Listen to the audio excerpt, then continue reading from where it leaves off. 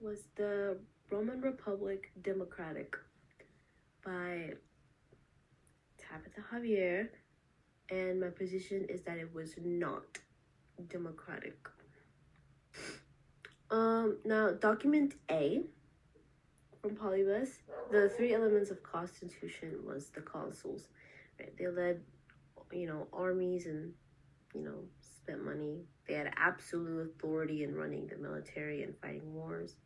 And, you know, they had they could spend as much public money as they wanted. Then you have the Senate, which handled laws and diplomacy.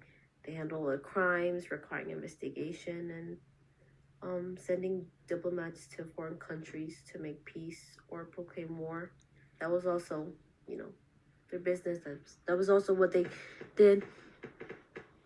The assembly, the people, voted on laws. They voted on whether, there was peace and stuff like that. Like, the assembly also had the final say in passing or repealing laws. And most importantly, they also make the final decision on the question of peace of war, which is what I mentioned. And Polybus admired the Roman elites. So I feel like he was kind of like a little bit biased because of how much he admired them, but yeah. Then we have document B by Professor Fergus Miller. Republic, variety of democracy, all male citizens could vote, assemblies passed laws, no formal park seclusion, only people could legislate. Professor Miller does argue against the fact that the Roman Republic was a top-down system. Instead, he names it as like variety of democracy. And according to Miller, every adult male citizen, well, unless if they were disqualified or something like that, but every male citizen had a vote, and importantly, there was no form of exclusion based on poverty. So even free slaves were able to vote. And citizens exercised their formal powers in several ways, including participating in elections held by assemblies like the century or tribal, or is it tribal? The tribal assembly. And Miller also states that the people in the assemblies, they only had the power to make laws.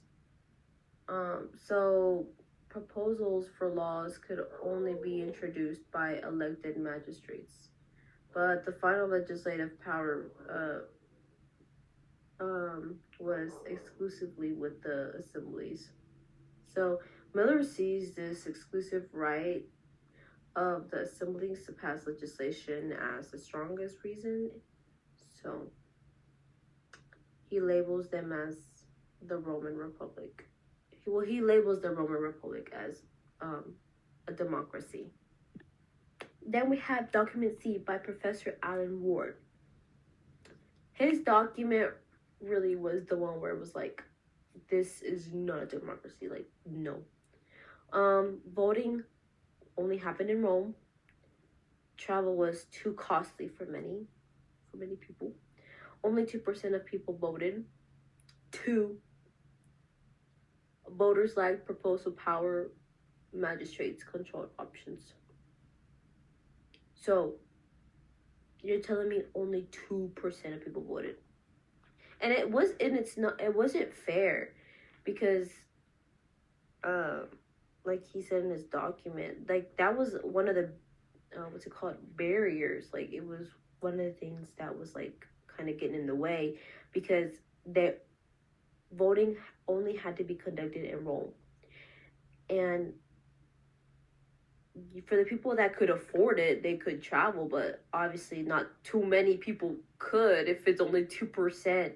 If it was only 2% of people voted, like, Like, you're telling me 2%, like, only 2% of Roman citizens usually voted, which makes it useless.